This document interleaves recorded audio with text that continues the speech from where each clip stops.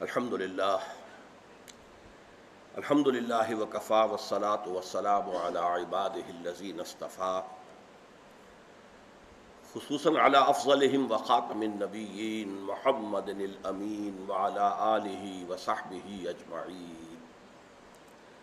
اما بعد فقد قال اللہ تبارک وتعالی کما ورد فی سورۃ الجمعہ: اعوذ باللہ من الشیطان الرجیم بسم اللہ الرحمن الرحیم. یسبح للہ ما فی السماوات وما فی الارض الملک القدوس العزیز الحکیم.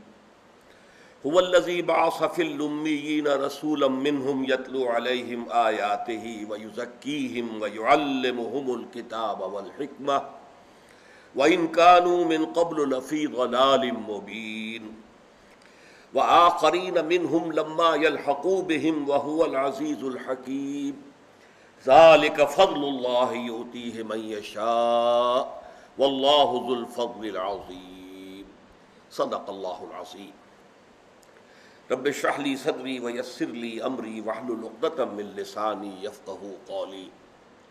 اللہم ربنا الہمنا رشدنا واعذنا من شرور انفسنا.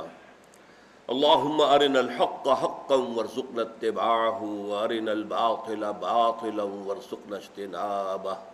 آمین یا رب العالمین.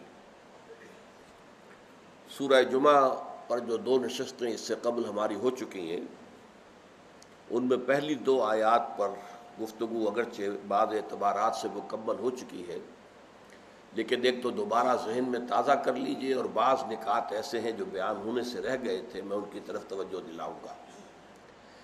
سورہ جمعہ اور سورہ صف قرآن مجید میں صورتوں کے جوڑے ہونے کی ایک نہایت ہی نمایاں مثال ہے.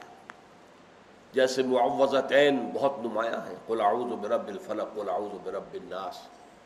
ایک مضمون کے تکمیل دو صورتوں میں، تصویر کے دونوں رخ دو صورتوں میں علیحدہ علیحدہ. اسی طرح سورہ صف اور سورہ جمعہ کا معاملہ ہے کہ سورہ صف میں لفظی اور معنوی اعتبار سے زوجیت کی نسبت ہے. لفظی یہ کہ وہاں سبح للہ ما فی السماوات و ما فی الارض آیا فعل ماضی سبح، اور یہاں یسبح للہ ما فی السماوات و ما فی الارض ہے فعل مضارع. اور ماضی اور مضارع میں حال اور مستقبل دونوں جمع ہیں، تو گویا کہ زمانے کا احاطہ ہو گیا. گویا کہ کائنات کی ہر شے ہمیشہ سے اللہ کی تسبیح کر رہی ہے، ہر آن کر رہی ہے، ہمیشہ کرتی رہے گی. اس کے بعد اللہ تعالیٰ کے جو چار نام اس آیت میں آئے ہیں، یہ ایک غیر معمولی صحیح بات ہے. قرآن مجید میں اکثر و بیشتر آیات ختم ہوتی ہیں دو دو اسماء پر، وَهُوَ الْعَزِيزُ الْحَكِيمُ وَهُوَ الْعَلِيمُ الْخَبِيرُ. اس طریقے سے دو دو، سوائے اس کے کہ یہ سورہ جمعہ کے اندر چار اسماء گرامی آئے ہیں اللہ کے. اسی طرح سورہ حدید کے اندر ہے، وہ تو خیر آخری ہمارا درس ہوگا اس منتخب نصاب کا. لیکن یہاں جو نام آئے ہیں الملک القدوس العزیز الحکیم، نمایاں ترین بات جو اللہ کے بارے میں کہی جا رہی ہے کہ وہ الملک ہے، بادشاہ ہے، بادشاہ برحق ہے. یہ گویا کہ سیکولرزم کی نفی کلی ہے. اللہ حاکم ہے، ساورنٹی belongs to him. سروری زیبا فقط اس ذات بے ہمتا کو ہے، حکمراں ہے ایک وہی باقی بتانے آزری.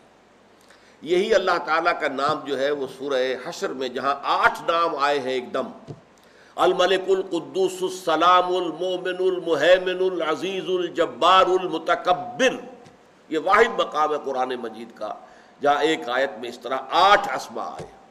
وہاں بھی پہلا اسم الملک، بادشاہ. اور واقعتاً اس معاملے میں علامہ اقبال نے، جو میں سمجھتا ہوں کہ اسلام کے انقلابی فکر کے مجدد تھے، اثر نو تازہ کرنے والے، کہ اسلام مذہب نہیں ہے، اسلام دین ہے. دین ایک نظام کو کہتے ہیں، اس نظام میں ایک مقتدر اعلیٰ ہوتا ہے، ایک ساورن ہے، ایک ہستی ہے جس کے پاس اختیارات ہیں، اور اسلام میں وہ اختیار اللہ کا ہے. الملک القدوس، اور پاک ہے بالکل، کوئی اس میں عیب نہیں، نقص نہیں، کمی نہیں، کوتاہی نہیں. اللہ تعالیٰ کے اندر کسی سے دشمنی نہیں، کسی سے رعایت نہیں، کچھ نہیں، ہر چیز سے بالا تر. گویا کہ الملک ہونے کے لیے جو صفات لازم ہیں وہ تمام و کمال اللہ کی ذات میں موجود ہے، لیکن اس کے ساتھ ہی العزیز، زبردست۔ زبردست وہ ہے کہ جسے اپنی کسی بات کی سینکشن کسی اور سے نہ لینی پڑے۔ اگر آپ کو کوئی بات کسی کی سینکشن کے اوپر جو ہے وہ اگر وہ منحصر ہے تو پھر آپ العزیز نہیں ہیں، مختار مطلق نہیں ہیں۔ العزیز زبردست اور مختار مطلق، جو چاہے کرے، فعال لما یرید۔ الحکیم، جس طرح الملک کے ساتھ جوڑا بن کر آیا تھا القدوس، کہ وہ اگر بادشاہ ہے تو عیب سے پاک بھی ہے، اس کے اندر کہیں کوئی کمی نہیں ہے، بلکہ وہ ایک آئیڈیل بادشاہ ہے، جو ہو سکتا ہے وہ ہے بادشاہ۔ اور نمبر 2 جو جوڑا آیا ہے العزیز الحکیم، اس میں بھی حکمت کیا ہے؟ جس کا اختیار مطلق ہے۔ عام طور پر جو دنیا کا اصول ہے وہ یہ ہے کہ authority tends to corrupt and absolute authority corrupts absolutely, لیکن اللہ کا معاملہ کیا ہے؟ یہاں وہ العزیز ہے، الحکیم بھی ہے، کمال حکمت والا۔ اس کی اتھارٹی، اس کا اختیار حکمت کے ساتھ استعمال ہوتا ہے۔ اب اس کے بعد دوسری آیت میں جیسا کہ میں عرض کر چکا ہوں، حضور کا وہ طریقہ کار مذکور ہے جس سے کہ آپ نے اسلامی انقلاب کے لیے مردان کار پہلے تو فراہم کیے اور پھر ان کی تربیت کی۔ یہ معنوی ربط ہے سورہ صف اور سورہ جمعہ کا، کہ حضور کا مقصد بعثت یہ سورہ صف میں هو الذی ارسل رسولہ بالہدی ودین الحق لیظہرہ علی الدین کلہ ولو کرہ المشرکون۔ گویا کہ حضور کی بعثت کا مقصد دین حق کا غلبہ، دین حق جو ہے وہ تمام نظام ہائے زندگی کے اوپر اور زندگی کے تمام گوشوں کے اوپر اس کا غلبہ ہو جائے، تو یہ ہے دین حق کو غالب کرنا، یہ حضور کا مقصد بعثت ہے۔ یہ الفاظ بار بار میں نے کہے ہیں کہ یہ الفاظ قرآن مجید میں حضور کے لیے 3 مرتبہ آئے، سورہ توبہ، سورہ صف، سورہ فتح، لیکن کسی اور نبی اور رسول کے لیے 1 مرتبہ بھی نہیں آئے۔ یہ خاص مقام ہے حضور کا، اور وہی ہمیں نظر آتا ہے سیرت میں کہ آپ نے بالفعل ایک عظیم انقلاب برپا کیا، جس کا کہ اعتراف جو ہے دنیا میں دشمنوں کو بھی ہے، غیر مسلموں کو ہے، سب نے مانا ہے کہ عظیم ترین انقلاب، گمبھیر ترین انقلاب، موسٹ پروفاؤنڈ انقلاب، زندگی کے ہر گوشے سے متعلق انقلاب وہ تھا جو حضور نے برپا کیا۔ لیکن اب ظاہر بات ہے انقلاب برپا کرنے کے لیے آدمی چاہیے، وہ لوگ کہ جو سرفروشی کرنے کو تیار ہو، جاں فشانی کے لیے تیار ہو، مصیبتوں کی کٹھالیوں میں سے گزرنے کے لیے تیار ہو، آزمائشوں کی بھٹیوں میں سے گزرنے کے لیے تیار ہو، تن من دھن قربان کرنے کو تیار ہو۔ جب تک ایسے لوگوں کی ایک جماعت، اور وہ بھی معتدبے تعداد میں، 10 20 15 20 100 200 آدمیوں سے یہ بات بننے والی نہیں ہے، بلکہ کثیر تعداد میں ایسے لوگ اگر فراہم نہیں ہوں گے تو انقلاب برپا نہیں ہو سکتا۔ اب وہ آدمی کہاں سے آئیں، کیسے آئیں؟ وہ ہے عمل کے جو آ رہا ہے دوسری آیت میں، کہ حضور کا بنیادی طریقہ کار کیا ہے۔ یہ بنیادی کا لفظ میں جان بوجھ کر استعمال کر رہا ہوں۔ انقلاب کا ایک تو پروسیس وہ ہے جو میں نے منہج انقلاب نبوی میں بیان کیا ہے، اس کی سٹیجز ہیں، ان سٹیجز کے اندر پیسو ریزسٹنس بھی ہے، ایکٹیو ریزسٹنس بھی ہے، آرمڈ کانفلکٹ بھی ہے، ہر انقلاب میں ہوا ہے۔ لیکن یہ ہے کہ اس سے پہلے کا مسئلہ کیا ہے بنیادی، وہ انسان کہاں سے آئے۔ وہ مولانا روم کا جو مصرع ہے، انسانم آرزوست، مجھے ایک انسان درکار ہے، وہ انسان کیسے فراہم کیے جائیں، کس طریقے سے انہیں تربیت دی جائے کہ پھر وہ تن من دھن ہر شے اس انقلاب کے لیے قربان کرنے کو تیار۔ وہ ہے جو آیا ہے دوسری آیت میں، هو الذی بعث فی الامیین رسولا منہم یتلو علیہم آیاتہ، نمبر 1، ویزکیہم، نمبر 2، ویعلمہم الکتاب والحکمہ، نمبر 3 اور 4، وَإِن كَانُوا مِن قَبْلُ لَفِي ضَلَالٍ مُبِينٍ۔ یہ حضور کے معمولات چہار گانا ہے، یا انہیں فرائض چہار گانا بھی کہا جا سکتا ہے، لیکن اس سے پہلے لفظ جو آیا ہے بعث فی الامیین رسولا منہم، وہی ہے اللہ جس نے بھیجا ہے، بلکہ اٹھایا ہے۔ بعث کہتے ہیں اٹھانے کو، بعث بعد الموت، جب ہم قبروں سے اٹھائے جائیں گے۔ هو الذی بعث فی الامیین، اٹھایا ہے، he has raised from among the unlettered ones، چونکہ قوم جو تھی وہ امی تھی۔ امی کے بارے میں میں عرض کر چکا ہوں کہ بعض حضرات عہد حاضر کے حضور کے بارے میں یہ بات ماننے کو سمجھتے ہیں کہ یہ تو حضور کی شان میں کچھ گستاخی ہو گئی کہ حضور پڑھے لکھے نہیں تھے، اگرچہ جان بوجھ کر میں نے وہ لفظ استعمال نہیں کیا کہ جو آسان لفظ ہے ان پڑھ، لیکن ان پڑھ کا لفظ واقعتاً گھٹیا ہے اور کسی صورت بھی حضور کے لیے مناسب نہیں ہے۔ ہم یہ کہہ سکتے ہیں دنیاوی اعتبار سے آپ نے پڑھنا لکھنا نہیں سیکھا تھا، جو اللہ نے علم دیا جتنا دیا، اور اس کا ہم کو اندازہ ہی نہیں کر سکتے، اس کی گہرائی اور اس کی چوڑائی اور لمبائی ہم ناپ نہیں سکتے معاذ اللہ۔ ہمارے علم سے وہ نوعیت کے اعتبار سے مختلف ہے۔ ہمارا علم بالحواس ہے اور علم بالعقل ہے۔ حواس سے ہم نے کوئی چیز جو ہے وہ دیکھی یا سنی اور دماغ نے پھر اس کو پروسیس کیا، کوئی پرانی یادداشت میں کوئی چیز تھی اس کے ساتھ ٹیلی کیا اور نتیجہ نکال دیا۔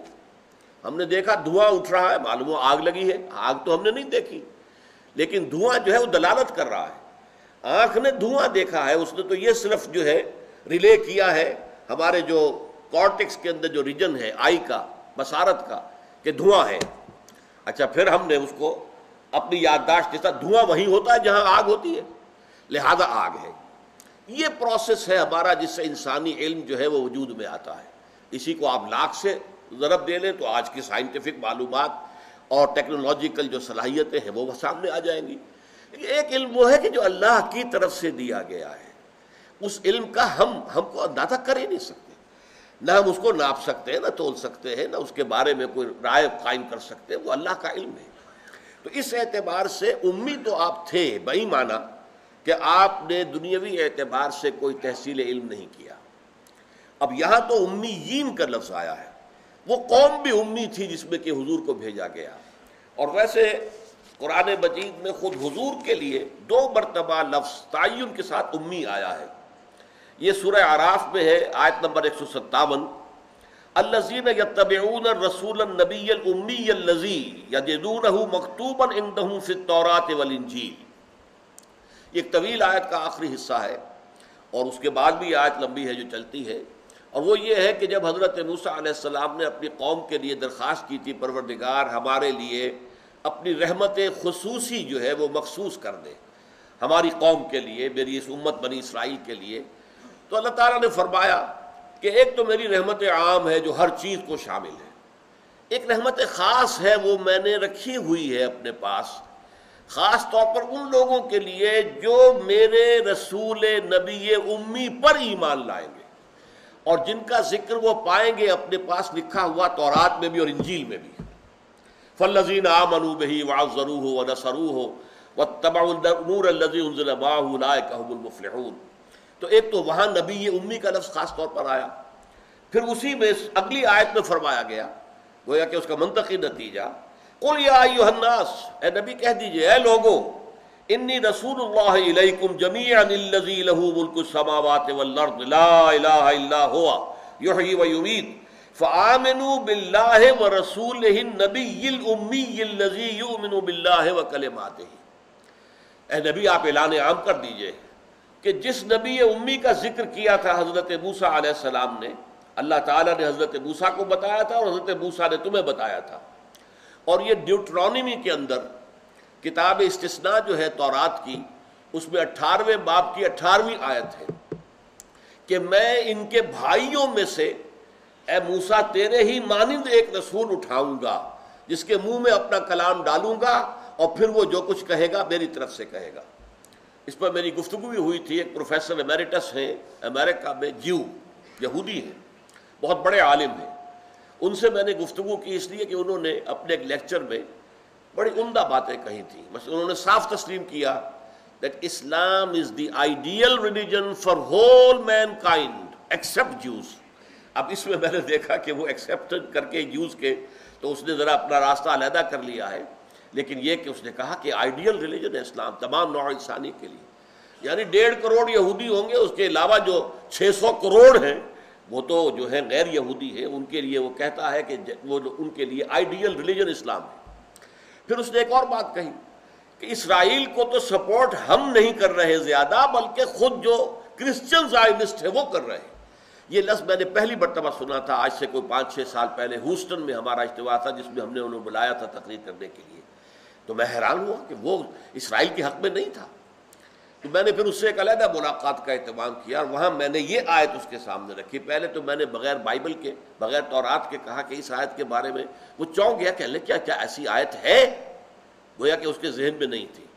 میں نے بائبل منگوائی، تورات اور انجیل کا مجموعہ کہلاتا ہے بائبل، تو میں نے ڈیوٹرانومی کی آیت نمبر 18 باب 18 نکال کر دکھایا، تو سوچ میں پڑ گیا۔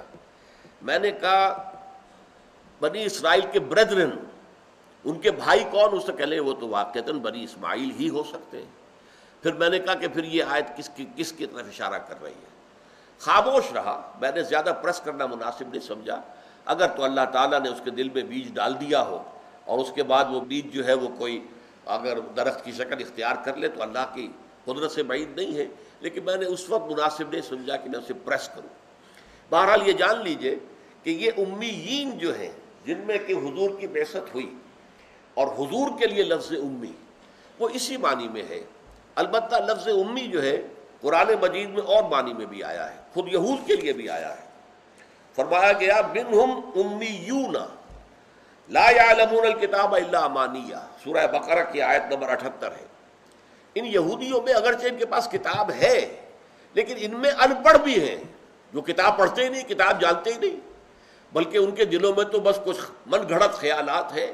وی are the chosen people of the lord, اور ہمیں تو جہنم میں جھونکا جا ہی نہیں سکتا، اگر جہنم میں داخل کیا بھی تو لن تمسنا النار الا ایاما معدودات۔ یہ ان کے من گھڑت خیالات ہیں، اور وہ یہ جانتے ہی نہیں تورات میں کیا لکھا ہے، جیسے ہمارا حال ہے۔ ہمارے جو ہے 15 کروڑ مسلمان پاکستان میں، ان میں کتنے ہوں گے جو قرآن مجید کو ترجمے کے ساتھ سمجھتے ہوں؟ ظاہر بات ہے، باقی تو جو مولوی انہیں سکھاتے ہیں بس وہ سیکھا ہوا ہے، امت مرحومہ ہے، اور ہمارا تو خاص معاملہ ہے۔ ظاہر بات ہے کہ ہم تو اٹھائی لیے جائیں گے، اگر جہنم میں ڈالے بھی گئے تو وہاں سے بالآخر نکل آئیں گے۔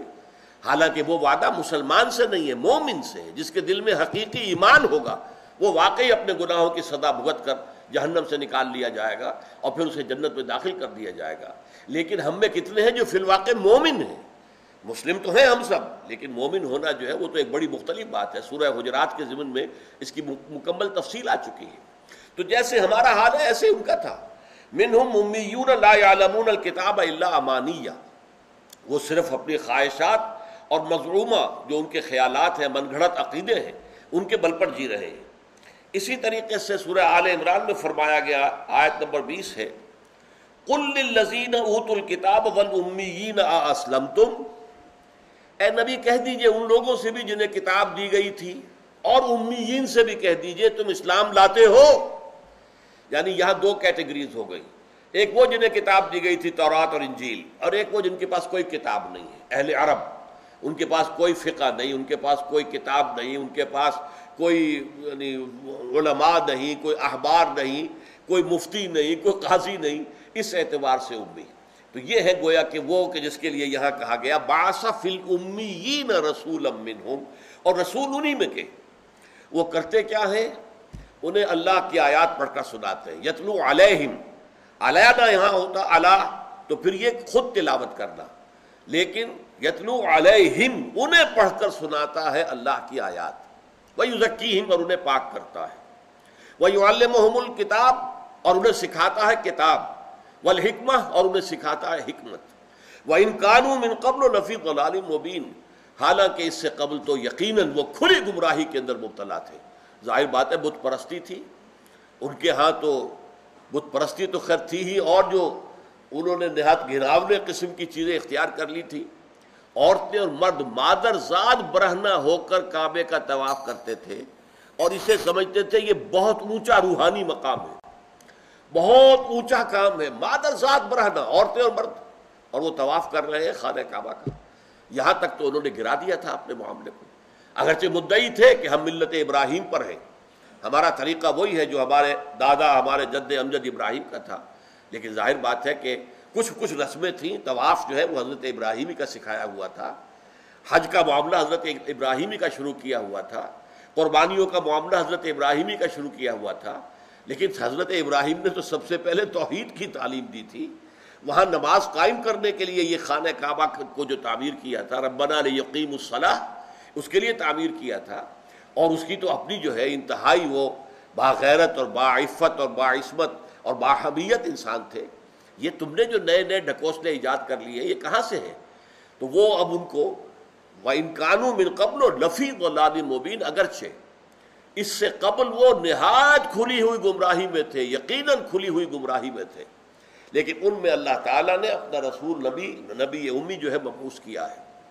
اب اس پہ تھوڑی سی گفتگو پچھلی مرتبہ ہو چکی تھی کہ یہ ایک پروسیس ہے، آج ذرا اس کا تجزیہ پھر کر لیجئے۔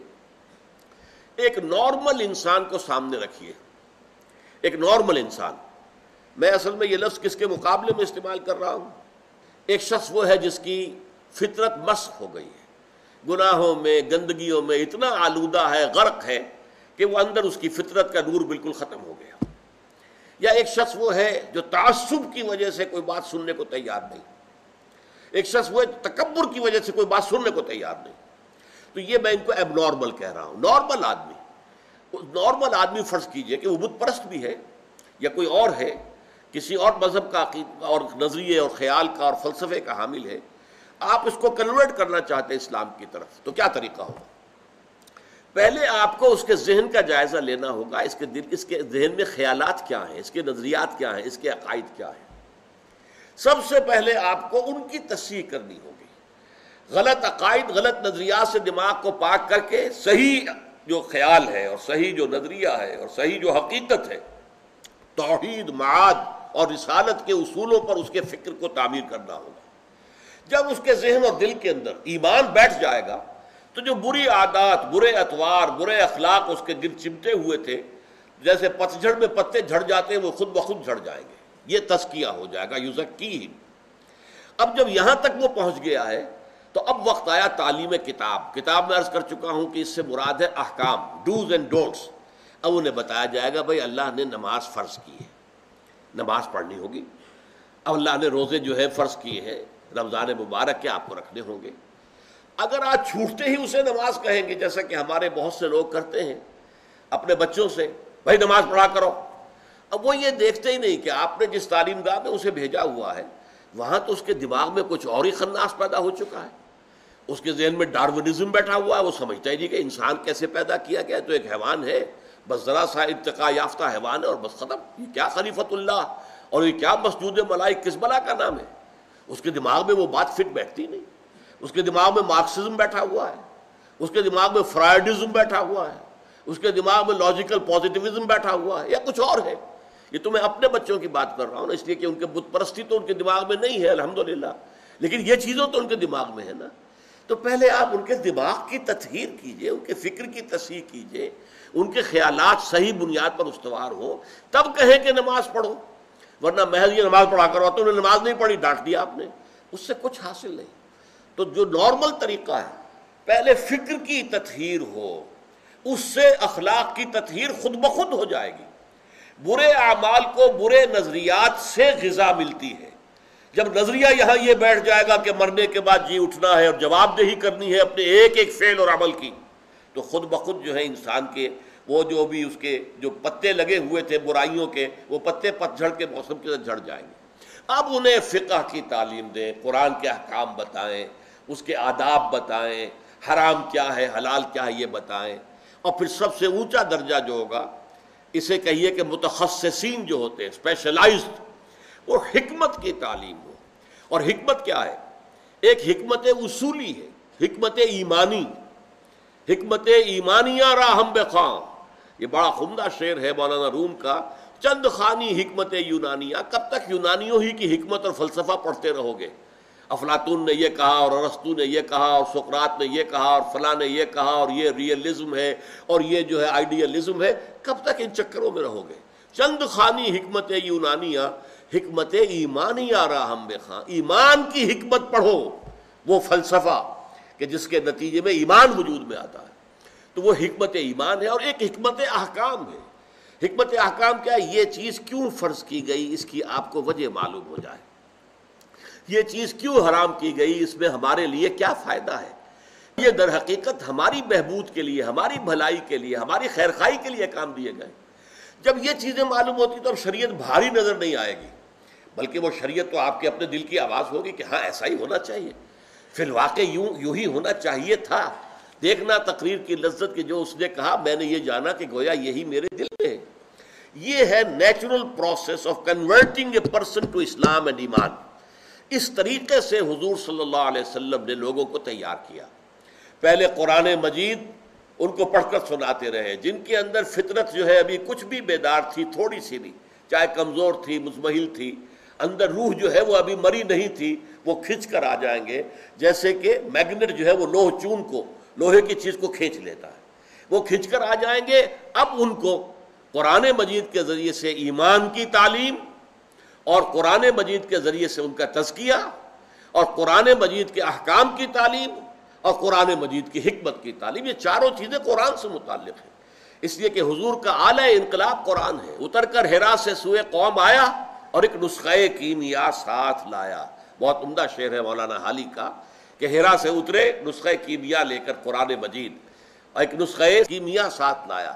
تو یہ اتر کر حرا سے سوئے قوم آیا اور نسخہ کیمیا ساتھ لایا. اس سے آپ نے تو انقلاب برپا کیا. اب اس میں دو باتیں تھوڑی سی اور نوٹ کرنے کی ہیں، پھر ہم اگلے سیشن میں اگلی آیت پر چلیں گے. نمبر ایک یہ کہ یہ جو 4 اسماء اللہ کے آئے تھے، ان کا تعلق ہے براہ راست ان 4 جو فرائض چہارگانہ حضور کے ہیں. الملک یتلو علیہم آیاتہ، بادشاہ کے فرامین جو ہے پروکلیم کیے جاتے ہیں، پڑھ کر سنائے جاتے ہیں، جیسے پرانے زمانے میں ہوتا تھا. ڈگڈگی بجائی، لوگوں کو جمع کیا، یہ فرمان شاہی نیا آیا ہے، سن لو کان کھول کر. یہ الملک کا یہ گویا کہ عکس ہے، یتلو علیہم آیاتہ. نمبر 2 القدوس، وہ پاک ہے. اسی طرح ہمارا نبی، ہمارا رسول تمہیں پاک کر رہا ہے قرآن کے ذریعے سے. القدوس اس کا عکس، یزکیہم. العزیز، مقتدر اعلیٰ، قانون ساز، دی لا گیور. اس کے لیے یعلمہم الکتاب، اس کی شریعت، اس کے احکام، اس کی طرف سے منزل شدہ ڈوز اینڈ ڈونٹس وہ تمہیں سکھا رہا ہے. اور الحکیم، حکمہ، تعلیم حکمت. وہ حکیم ہے، الحکیم ہے، لہذا اس کا رسول تمہیں بھی حکمت سکھا رہا ہے. اور نمبر 2 نقطہ یہ ہے کہ میں نے آپ کو بتایا تھا یہ الفاظ قرآن مجید میں 4 مرتبہ آئے ہیں، لیکن جب حضرت ابراہیم اور حضرت اسماعیل کے دعا میں الفاظ آئے ہیں ان میں ترتیب مختلف ہے. ربنا وابعث فیہم رسولا منہم یتلو علیہم آیاتک ویعلمہم الکتاب والحکمہ ویزکیہم. یہ یعلمہم الکتاب والحکمہ اس کو پہلے لا کر اور تزکیہ جو ہے اس کو آخر میں رکھا تھا حضرت ابراہیم اور حضرت اسماعیل نے علیہم الصلاۃ والسلام. لیکن قرآن مجید میں اللہ کی طرف سے 3 دفعہ یہی آیت آئی. سورہ بقرہ میں بھی آئی، کما ارسلنا فیکم رسولا منکم یتلو علیکم آیاتنا ویزکیکم، یہاں یزکی پہلے ہو گیا ہے، اور یعلمہم الکتاب والحکمہ وہ بعد میں آیا ہے. یہی ترتیب پھر سورہ جمعہ میں ہے، یہی ترتیب سورہ آل عمران میں ہے. لقد من اللہ علی المؤمنین اذ بعث فیہم رسولا منہم یتلو علیہم آیاتہ ویزکیہم ویعلمہم الکتاب والحکمہ. اور وہی ہم یہاں پڑھ رہے ہیں، هو الذی بعث فی الامیین رسولا منہم یتلو علیہم آیاتہ ویزکیہم ویعلمہم الکتاب والحکمہ. اس میں کیا حکمت ہے؟ اگر تو ایسا ہوتا کہ 2 مرتبہ وہ ترتیب ہوتی، 2 مرتبہ یہ ہوتی، تو ہم کہتے کہ برابر ہے، اس میں کوئی فرق نہیں. جب یہ ہے کہ 1 مرتبہ وہ آئی ہے اور وہ انسانوں کی طرف سے ہے، چاہے حضرت ابراہیم بہت بڑا اونچا مقام ہے تو انسان، اور حضرت اسماعیل ان کے صاحبزادے ہیں لیکن ہے تو انسان. انہوں نے اپنے حیثیت سے سوچ کر تزکیہ کو بلند ترین مقام قرار دیا، لیکن اللہ تعالیٰ نے اس کے اندر تصحیح کا لفظ تو درست نہیں ہے، اس لیے کہ ظاہر بات ہے کہ دونوں رسولوں کی بات بھی غلط تو نہیں تھی، لیکن امپروو کیا ہے، اس کو بہتر کر دیا ہے. اور وہ امپروومنٹ کیا ہے کہ تزکیہ پہلے اور تعلیم و کتاب و حکمت بعد میں. کیوں؟ جب تک نیت خالص نہ ہو چکی ہو علم کا حصول بیکار ہے، بلکہ نقصان دہ ہے. اپنے دل کے اندر تو اپنا تکبر ہے، اپنی ہستی کو پروجیکٹ کرنا مقصود ہے، لوگوں پر روب گانٹنا مقصود ہے، اپنے علم کی دھاک بٹھانا مقصود ہے، اپنی خطابت کا سکہ جمانا مقصود ہے. ایسے آدمی کے لیے علم جو ہے وہ مفید ہونے کی بجائے مضر ہو جاتا ہے. وہ اسے استعمال کرتا ہے اپنے ان مقاصد سیئہ کے لیے. تو تزکیہ ہوگا، نیت درست ہو چکی ہوگی، تب علم کا حصول مفید ہوگا. علم را برتن زنی مارے بود، علم را بر دل زنی یار بود، یہ بھی مولانا روم کا شعر ہے. علم کو اگر اپنے تن کے لیے استعمال کرو گے تو یہ سانپ بن جائے گا تمہارے لیے، اور علم کو اگر دل کے اوپر استعمال کرو گے تو یہ تمہارا یار ہوگا، دوست ہوگا. علم را بر تن زنی مارے بود، مار سانپ کو کہتے ہیں. علم را بر دل زنی یار بود. تو تزکیہ کو اللہ تعالیٰ نے ان تینوں مقامات پر مقدم کر کے ہمیں یہ رہنمائی دی ہے کہ تعلیم کتاب و حکمت، اور میں یہاں لفظ بدل رہا ہوں، تعلم کتاب و حکمت، سیکھنا. کتاب اور حکمت کا سیکھنا مفید تبھی ہوتا ہے جبکہ نیت کی اصلاح ہو چکی ہو، تزکیہ ہو چکا ہو، ورنہ بصورت دیگر انسان علم کو بھی دنیا داری کے لیے استعمال کرتا ہے. بارک اللہ لی ولکم فی القرآن العظیم ونفعنی وإیاکم بالآیات والذکر الحکیم.